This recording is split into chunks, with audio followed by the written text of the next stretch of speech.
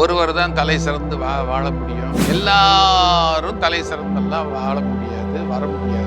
போட்டித் தேர்வுகள் என்பது அது ஒரு 3 மணி நேர ஆக்சிடென்ட் வாழ்க்கையில அப்படின்னு சொல்லுவேன். நீங்கள் எந்த படிப்புக்கு போனாலும் சரி, நீங்கள் போட்டித் தேர்வுகளை எழுதலாம். எந்த மாதிரி படிப்புகளை தெரிவு செய்தால் நாம் அரசினுடைய உயர் பதவிகளை அலங்கரிக்கலாம்? தமிழக அரசு, மத்திய அரசு மற்றும் தனியார் நிறுவனங்களில் டெக்னிக்கல் தொழில்நுட்பத்துறையில், குறிப்பாக ஐடி துறையில் எந்தெந்த படிப்புகளை படித்தால் என்னென்ன வேலை வாய்ப்புகள் இருக்கிறது என்பது குறித்து நாம் விவாதிக்கவிருக்கிறோம். நம்மிடையே கருத்துக்களை பகிர்ந்து கொள்ள வந்திருப்பவர்கள் 3 மிகப்பெரிய துறை வல்லுநர்கள்.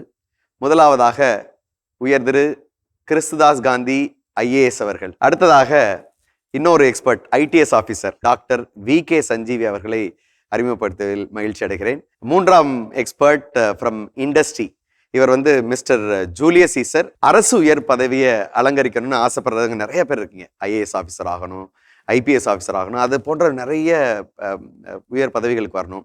அது மட்டும் இல்லாமல் தமிழ்நாடு அரசு குரூப் A சர்வீசஸில் டெப்யூட்டி கலெக்டர் ஆகணும், DSP ஆகணும், இப்படி நிறைய பதவிகளை வரணும்னு ஆசைப்படுவீங்க.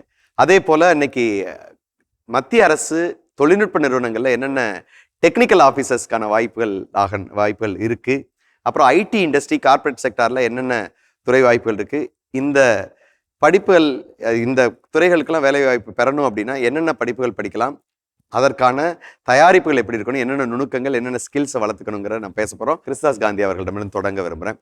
ஐயா, முதல்ல நீங்கள் தம்பிகள் தங்கைகளுக்கு நீங்கள் என்னென்ன சென்ட்ரல் கவர்மெண்ட்டில் என்னென்ன வாய்ப்புகள் இருக்குது, தமிழ்நாடு அரசில் என்னென்ன வாய்ப்புகள் இருக்குது, மத்திய அரசு நிறுவனங்களில் என்னென்ன வாய்ப்புகள் இருக்குன்றதை தெளிவுபடுத்துங்க. எந்த வகையான போட்டித் தேர்வாக இருந்தாலும் சரி, அது இந்த மாதிரி மாநில போட்டித் தேர்வுகளான டெப்டி கலெக்டர் போட்டித் தேர்வோ, அல்லது ஒரு சாதாரண VO போட்டித் தேர்வோ, அல்லது ஒரு யூனியன் பப்ளிக் சர்வீஸ்ல நடத்துகிற மாதிரியான ஒரு IAS தேர்வுகளோ, எதற்கும் இந்த சப்ஜெக்ட் தான் அப்படின்னு ஒன்றும் கிடையாது. நீங்கள் எந்த படிப்புக்கு போனாலும் சரி, நீங்கள் போட்டித் தேர்வுகளை எழுதலாம். நீங்கள் தமிழ் படிக்கலாம், நீங்கள் இங்கிலீஷ் படிக்கலாம், ஹிந்தி படிக்கலாம், நீங்கள் அக்ரி படிக்கலாம், நீங்கள் வெட்டினரி சயின்ஸ் படிக்கலாம், நீங்கள் என்ஜினியரிங் போகலாம், நீங்கள் டாக்டர் படிப்பு MBBS படிப்பு கூட போகலாம், நீங்கள் MBBS நீங்கள் MCOM படிக்கலாம்.